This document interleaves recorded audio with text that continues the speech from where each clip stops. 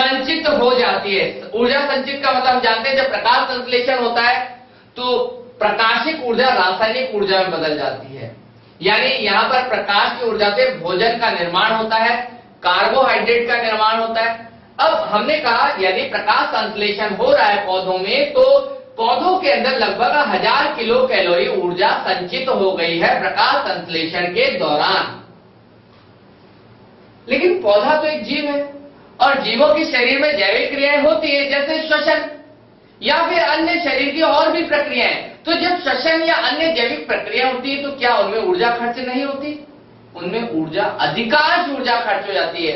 तो जब पौधों में 1000 किलो कैलोरी ऊर्जा बनी है, कैसे? प्रकाश संश्लेषण से बनी है, संचित है, लेकिन उसमें से 90% ऊर्जा खर्च हो जाती है पौधे की खुद की क्रियाओं में, जैविक प्रक्रियाओं में। तो अब इनमें कितनी ऊर्जा बचेगी? केवल 10%, और वह केवल 10% ऊर्जा ही अगले जीव में जाती है, यानी शाकाहारी में।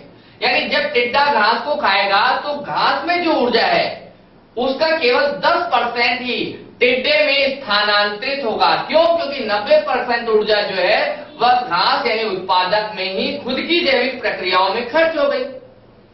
यदि हम बात करें 1000 किलो कैलोरी की बात करें, तो यहां टिड्डे में यानी प्राथमिक उपभोक्ता के अंदर यह ऊर्जा यदि बात की जाए तो कितनी ऊर्जा केवल मात्र जाएगी? 10 किलो कैलोरी।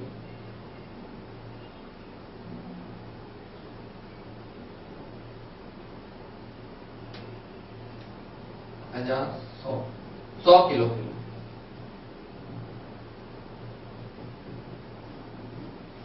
100 kilo calorie.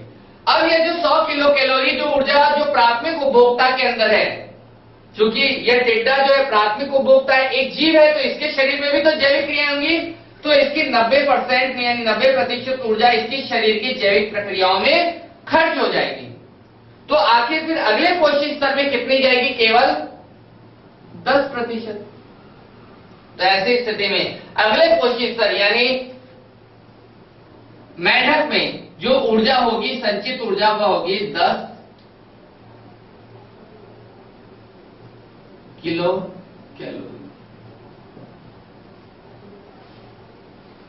ऐसे ही यही प्रक्रिया यदि चलती जाए तो अगले पोषी स्तर के अंदर जाते ही यह ऊर्जा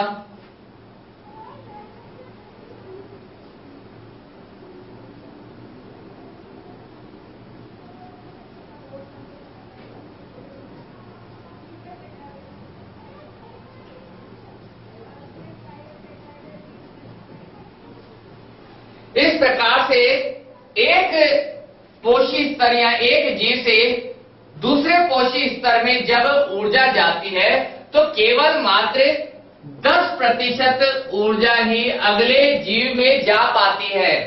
90% ऊर्जा तो खर्च ही हो जाती है। और इस नियम को कहा जाता है 10% ऊर्जा स्थानांतरण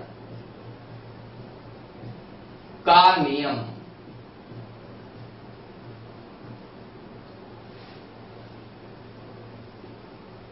और यही नियम है, यह हमें दर्शाता है कि अगर कोई खाद्य श्रृंखला बहुत लंबी है तो अंतिम यानी चरम मांसाहारियों की यदि हम बात करें तो उन चरम मांसाहारियों को बहुत कम मात्रा में ऊर्जा मिल पाती है।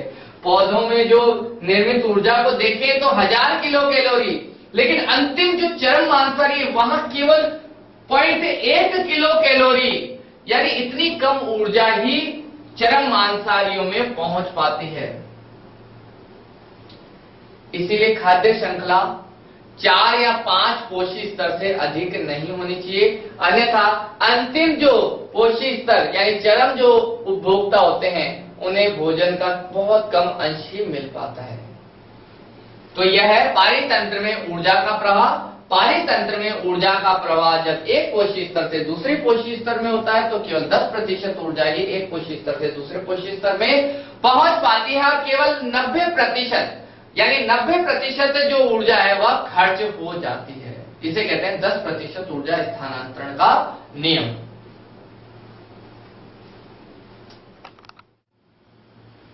पारितंत्र में जब हम खाद्य श्रृंखला की बात करते हैं तो हम एक बात जानते हैं कि पारितंत्र में ये जो जैविक घटक है इन्हें एक नाम से जाना जाता है जिन्हें हम कहते हैं पोषी स्तर।